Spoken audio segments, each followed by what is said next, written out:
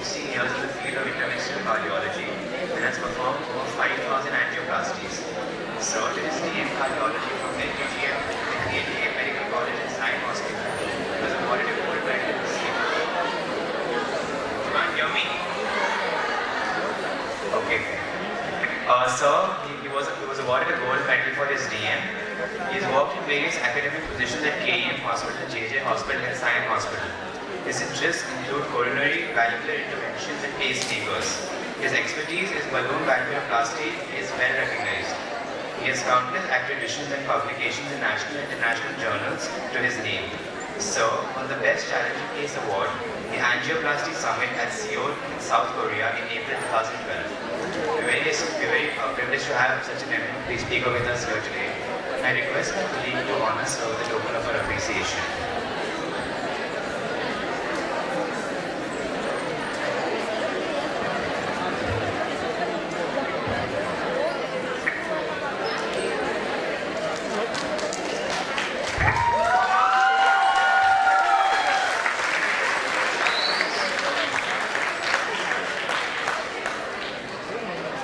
Good afternoon, respected teachers and friends. I am talking today the topic is interventions Exotica. So whatever interventions we are doing, so whatever is done in the world is done in LPMP side. So nothing, the intervention which is not done in the world or which is not FDA approved, that is the only thing which is under investigation, that is the only thing which we don't do in science, particularly like a transcatheter aortic and mitral valve replacement, transcatheter mitral valve repair, left atrial appendage exclusion and renal denervation. These are the 4 interventions which are under investigation. They don't got any FDA approval and because of that we are not doing those interventions here. So here we are doing all the interventions.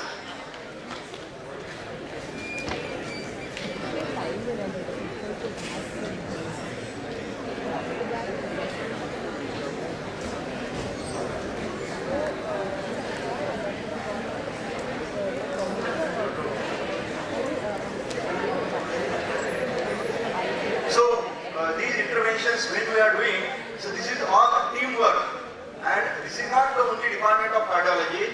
We get maximum help from the Department of Cardiac Surgery, Department of Anesthesia, Department of Radiology, Department of Pediatrics, Neonatology and Medicine and other departments, and with that we are coming to the all the interventions which we do. So coming to the day 1 or neonates and infants. So in neonates and infants, the mechanical things which producing problem on the day 1 are particularly pulmonary valve stenosis. So if there is a pulmonary valve stenosis or aortic valve stenosis, these are the patients who present with a sick child with a significant RV dysfunction in pulmonary stenosis, and these are some cases which we do in pulmonary stenosis. So this is a severe pulmonary stenosis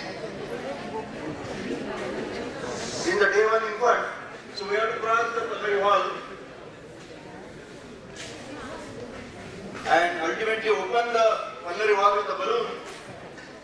This is the balloon, and after opening the pulmonary valve with the balloon, we get an adequate flow and the patient gets relieved of the symptom. Another thing is left ventricular outflow obstructions like aortic stenosis.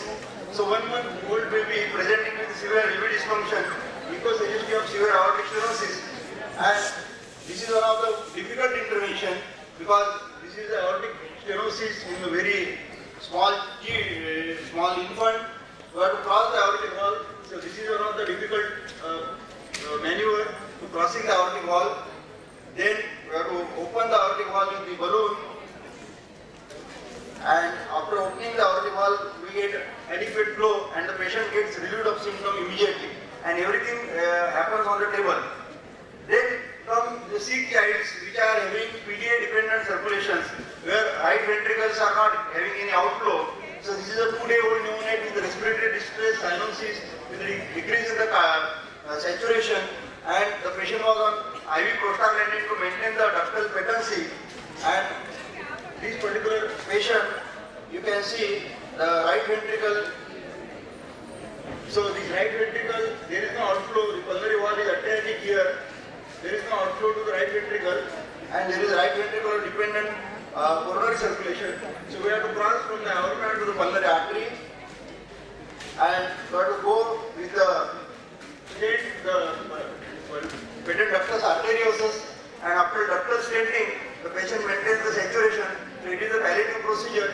So this is a ductal stenting in patients with the pulmonary atresia with the dependent RV-dependent circulation. Then come the pediatric cardiac interventions, and pediatric interventions are very common, like a ventricular septal defect. It is one of the most common congenital malformation. So there is a communication between right and left ventricle, and ventricular septal defect closure by a device is one of the challenging investigation intervention, because we have to go from. So this is a aorta, this is a left ventricle, and this is, you can see the ventricular septal defect here.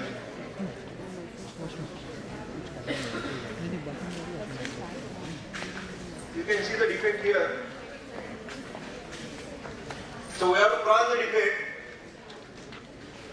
We have to cross the defect from left ventricle to the right ventricle to the pulmonary artery, and then we have to snare that wire from the venous side. So we have to snare it from inferior vena cava, and then we have to make the loop. Then we have to make the loop.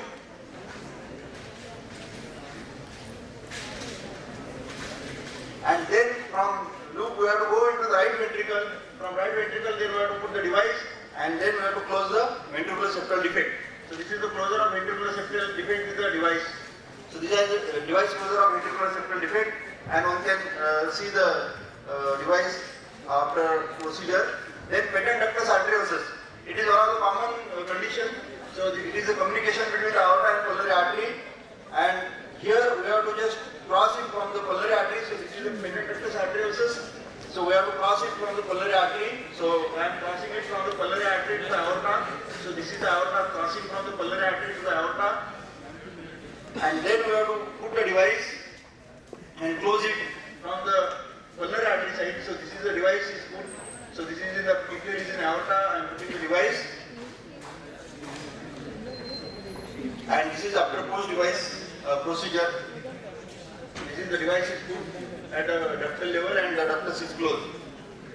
So another common thing is atrial septal defects. So larger defects at the atrial septal level. So these are the bigger defects, and they are particularly presenting in the middle age group. And we have to do this particular procedure under transesophageal echo guidance. So we are having transesophageal echo. So all equipments are there in our department. So we are fully equipped. So this is the superior vein, which is showing the ASD. So this is the atrial septal defect. So we have to close this defect here. So I am in the right superior pulmonary vein. So this is the device. This is the transesophageal echo. This is the device delivered from the right superior pulmonary vein to the right atrium. So device is now delivered. And this is the device picture. So the device is closing the atrial septum. There are different methods. One is, another method is if the defect is very big, then we have to go with the left inferior pulmonary venous approach. So this is the left inferior pulmonary vein, and we are delivering the device through left inferior pulmonary venous approach. So this is delivering of the device from the left inferior pulmonary vein to the atrial septal defect site, and this is ultimately the final result of closure of the defect with the device.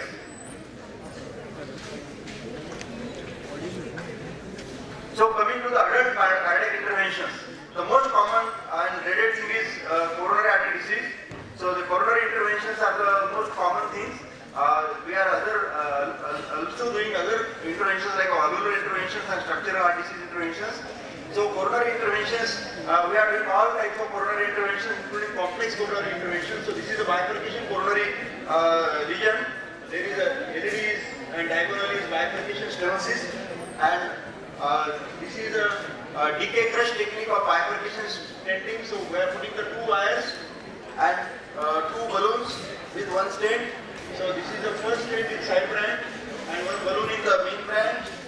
Then deploying the stent and crushing the stent, and then putting another stent in the main branch, and then subsequently there is a recrossing of the lesion. So we have to recross because there is a two stents, and then we have to redirect with the simultaneous mixing technique.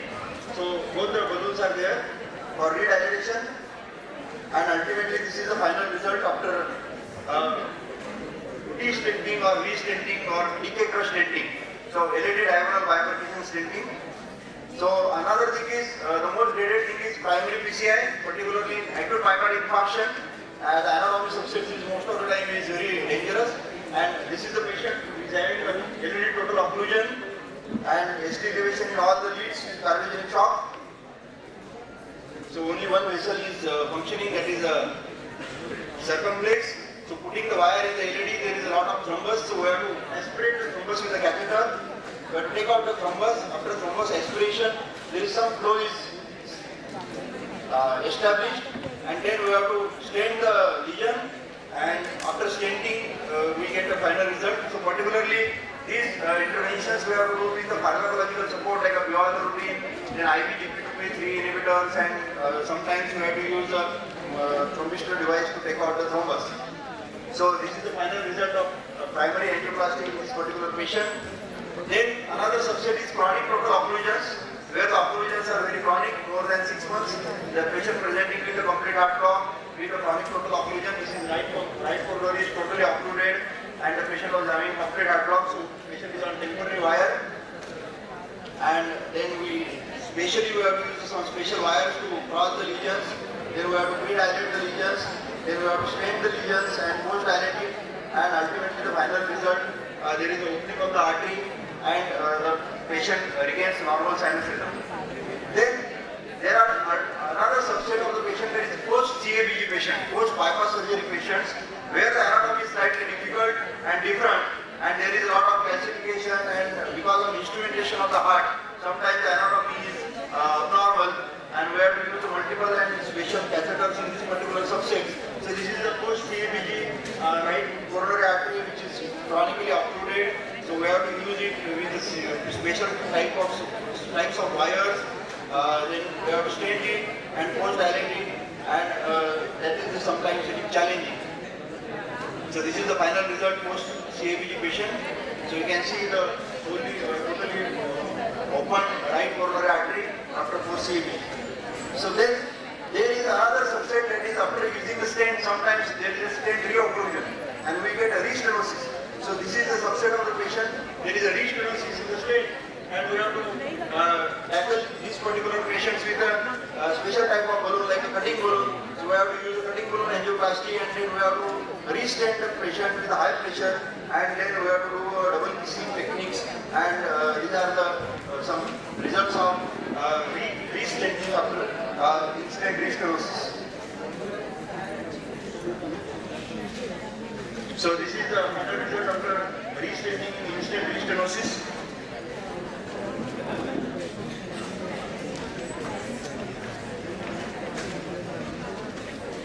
So sometimes there are some complications also always happen in the cath lab because of the stenting procedure. Sometimes there is a perforation. So this is a 50-year-old man after doing balloon angioplasty, developed perforation. So in that situation we have to use some special devices like a covered stent, and then we have to close that perforation transcutaneously. So this is a occlusion of the perforation with the balloon, and then subsequently closure of the perforation with the covered stent. So the perforation is sealed and patient is stabilized on the table. Then there is another subset of patient when there is a severe calcification of the lesion, and then we have to use a rotablation angioplasty. So here there is a calcification. In an elderly patient there is a calcification, and we have to use a diamond burr with a speed of around 1,60,000 RPM per minute to crush that, drill that vessel. So this is a rotablation, this is a drilling of with a diamond burr and polishing the vessel. It cuts the vessel atheroma in the size less than the size of platelets, so that it gets absorbed. So less than the size of 5 microns. So it gets absorbed in the reticular endothelial system, so there is no distal embolization. And subsequently after doing rotablation, we have to do the balloon angioplasty, and then we have to stent, and ultimately the final results after rotablation angioplasty. So we do all types of interventions here. So there is another new thing which is coming, that is intravascular ultrasound. So that intravascular ultrasound, we have to put the ultrasound catheter inside the coronary vessel and find out the virtual histology of the vessel. So that instrument is just installed in our hospital, and we have done this case yesterday only. So this is a left feet with complex lesion, left feet with complication. This is a micro and this is the result of that. I was it shows us proper apposition of the stent to the vessel wall and what is the result. So ultimately it tells how successfully the procedure and if there is any remaining atheroma in the lesion which is not covered with the stent or it is not properly approximated to the vessel wall. Then coming to the valvular interventions. So particularly coronary interventions are common in private setup also, but valvular and structural interventions are not that much common in private setups because the people are not, the private cardiologists are not that much exposed to this particular subset of the patient because less number of patients in private setup. So valvular interventions is one of the common things which we do in our institute, and one of the most common is mitral stenosis. So mitral stenosis, the patient comes in pulmonary edema in midnight. We go and open that patient in midnight also and we finish the procedure in 5-10 minutes and patient goes out of pulmonary edema on table.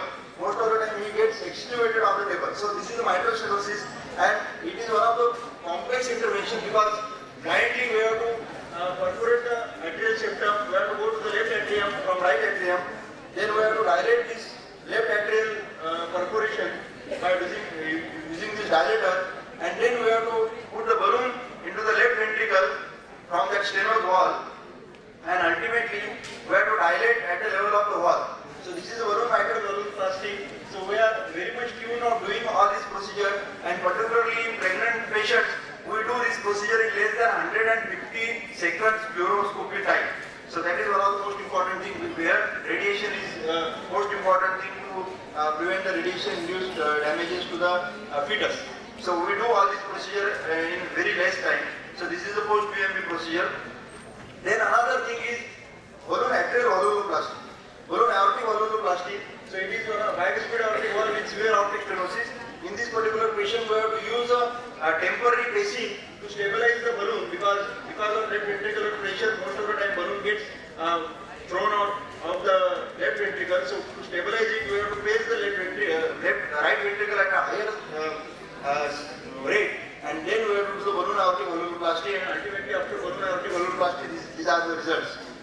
Then combined balloon aortic and mitral valvuloplasties, we are tuned in doing all these interventions. So in this particular patient, protocols are slightly different. So first we have to do the left atrial puncture and septal puncture and go into the left atrium. Then we have to dilate the septum, and then we have to cross the aortic wall. So this wire is in left atrium. This is aorta, and I am crossing the aortic wall, which is stenosis. And then we have to do the balloon aortic valvuloplasty first. So aortic wall is opened first, and then we have to do the mitral valvuloplasty. So this is the balloon mitral valvuloplasty in the same patient after doing balloon aortic valvuloplasty. Then you know of opening of the vessels, but in certain diseases we have to close the vessels. Particularly in hypertrophic obstructive cardiomyopathy, we have to go for septal embolization and controlled myocardial infarction. So we can do that particular procedure with the help of absolute alcohol or with the help of coil. So this is a coil embolization. So the catheter is in left ventricle and one catheter is in septal. So we have to close this septal artery to produce the infarction in this particular area. So I am putting the microcatheter. So this is the microcatheter in the that particular septal artery, and putting the piles, putting the Hilal pile in that particular septal artery, and this putting another pile in that particular septal artery. So putting another pile, and after pile embolization, this is the final result. You can see the septal is closed, and there is controlled myocardial infarction in this particular territory. We have to reduce the blood supply. So there will be necrosis, and it will reduce the left ventricular outflow obstruction.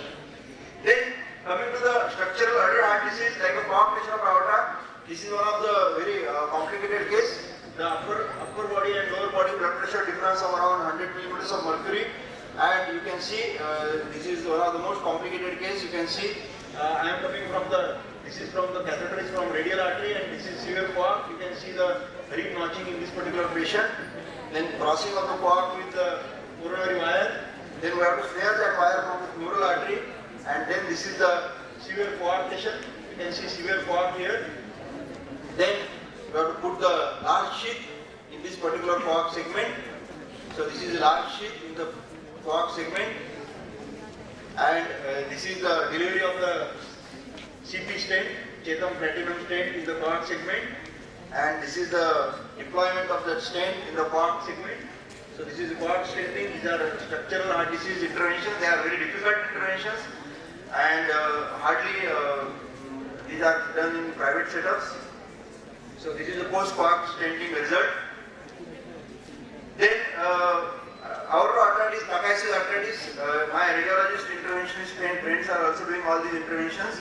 So this particular patient had severe aortoarteritis involving the thoracic aorta, and in this particular case one should not go in stent, but stent should be done only in case of threatened closure. So this is balloon dilatation, and after balloon dilatation there is a closure. You can just see after balloon dilatation the aorta is totally closed here because of dissection, and now there is no other alternative other than stenting because there is a closure. So, and then we have to put the stent in this particular segment, and then we have to post dilate, and this is ultimately the final result after post dilatation. So the whole totally opened aorta. So another very interesting thing, this particular case I am going to publish in American Journal. This is one of the very difficult case which I had done just recently. This was a 10-year-old boy with coronary cameral fistula. So this is a large fistula coming from the coronary artery, and his LED is not filling. You can just see the left anterior descending is not filling because of fistula. There is all blood is going in the fistula only. So all blood is going in the fistula and LED is not filling, and he was getting all still symptoms. So going into the fistula and closing is a very challenging job. So I am going into the fistula and now closing the fistula with the device. So you can see the device in the fistula, and now this is the final result. The fistula is closed and LED is filling. The fistula is closed, the device is here. So it is fistula is closed and the LED is now filling very promisingly. Another interventions we are doing permanent pacemaker implantations. We are doing ICDs, implantable cardioverter defibrillator. They are the running ICCUs in the human body. Then we are doing renal artery stenosis stenting, RAS stenting. So this is one of the case which I am going to publish in the international journal. So this case is very interesting. You can see the concept of this publication will be different. You can see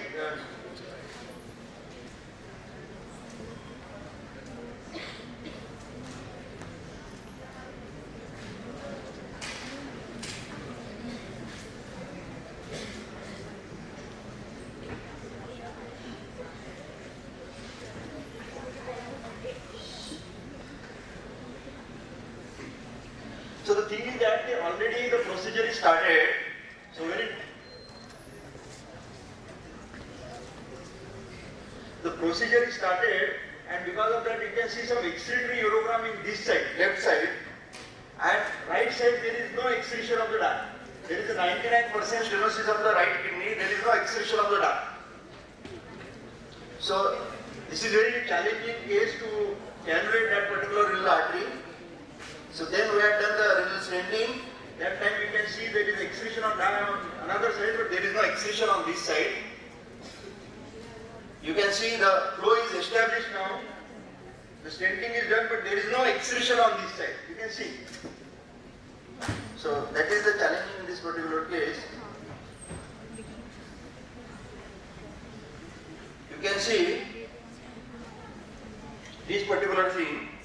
The flow is established, but there is no excretion on this side. So the flow is established, but there is no excretion on this side.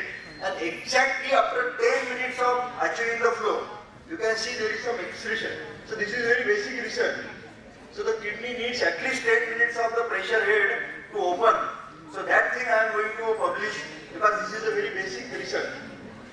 So you can just see there is some excretion at this particular point. You can see the dye is excreted. So this happens only after 10 minutes.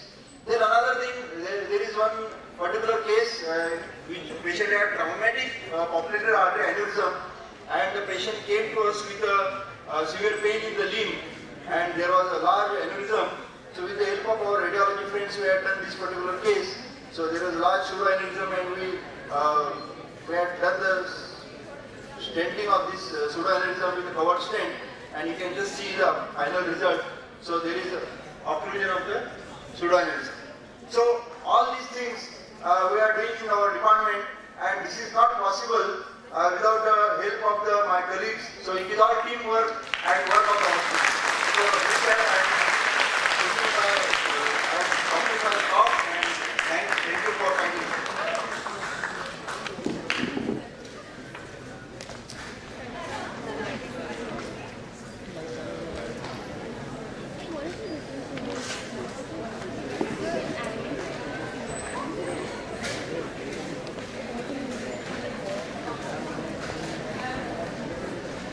Thank you, sir. May I now request Dr. Pawar and Dr. Khusya to please to give sir a token of their appreciation.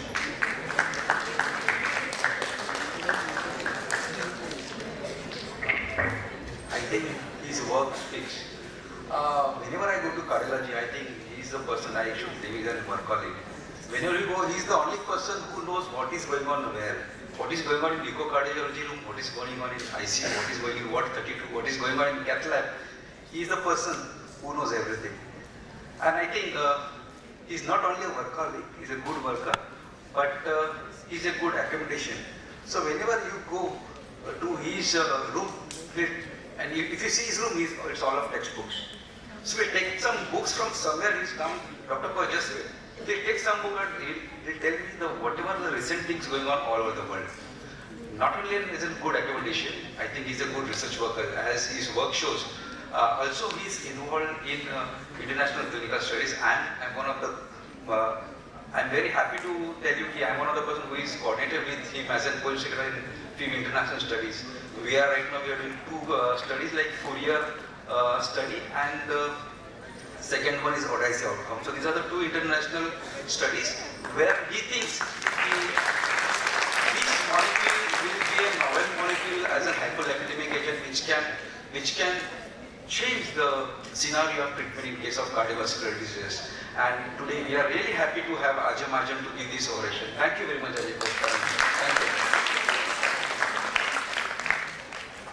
you. To take it further, I'll take half a minute. I'll tell you what. Everyone says Dr. Mahajan is an excellent cardiologist. He takes second, maybe not more than 3-4 minutes to do a stent. And I'll tell you a story. His own father-in-law had come to visit his daughter. She's our own staff member. And he had some little mild discomfort. He took him on the table, did angiography, and before anybody would know, he stented him.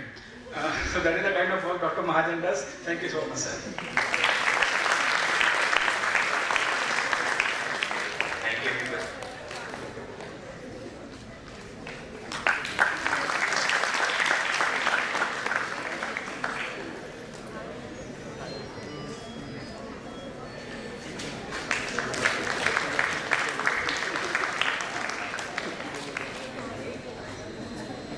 Thank you, everybody. We break for lunch now. Please be back by 1:45. We have Dr. Mahajan speaking. After which we will be having the QED, which is quizzing and dining for doctors. Is Dr. Tushar Shah's event.